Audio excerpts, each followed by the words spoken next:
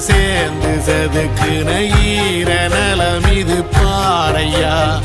வாழும் வரையிலும் நீயும் விதைக்கிற கடமை இருக்கு கேளையா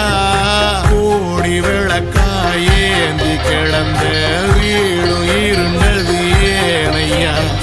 மாட விளக்கா நீயும் வரத்தான் வீடும் ஏங்கி நிற்குதையா எத்தனை சாமி வந்ததையா இது எந்தெந்த சாமி தந்ததையா எத்தனை பாட்ட